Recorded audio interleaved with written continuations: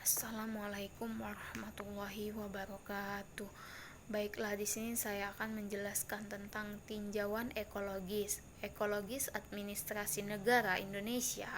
Administrasi Negara Indonesia dalam menganalisa ekologi administrasi negara Indonesia digunakan perincian faktor-faktornya. A.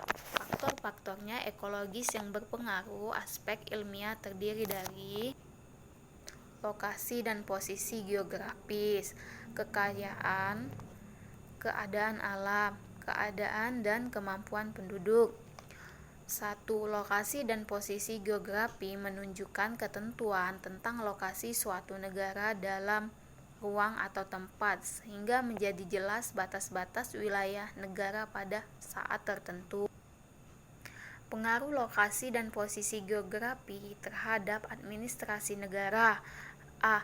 Bentuk wilayah, keadaan geografi Indonesia dengan perbandingan luas wilayah daratan dan wilayah lautan.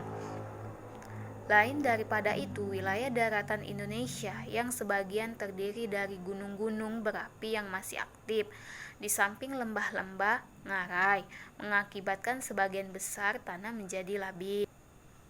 B. Letak astronomik Indonesia ialah di antara 95 derajat dan 141 derajat bujur timur, di antara 6 derajat lintang utara, 11 lintang selatan, yang berarti berada di daerah tropis. B. Posisi silang negara terletak antara dua benua dan dua samudra. Posisi silang demikian ini menjadikan Indonesia sebagai incaran ideologis, politik, ekonomi, sosial, budaya, dan militer. 2. Keadaan dan kekayaan administrasi negara Indonesia memiliki potensi kekayaan alam yang cukup besar.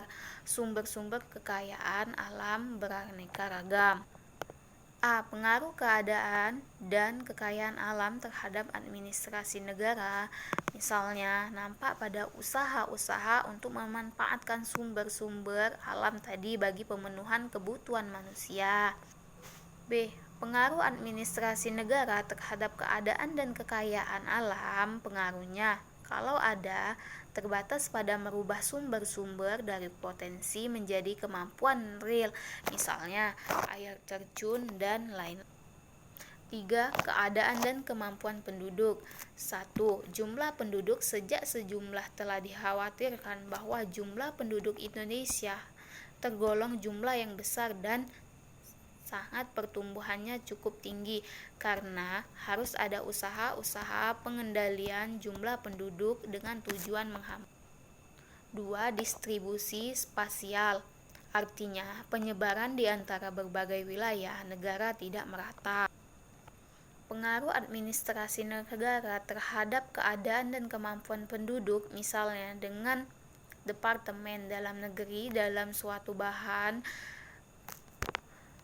koordinasi penyelenggara lebih menyeimbangkan penyebaran spasial penduduk.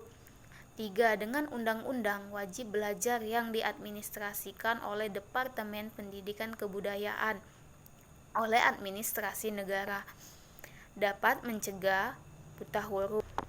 Demikian penonjolan pengaruh administrasi negara terhadap keadaan dan kemampuan penduduk. Itu saja penjelasan dari saya. Wassalamualaikum warahmatullahi wabarakatuh.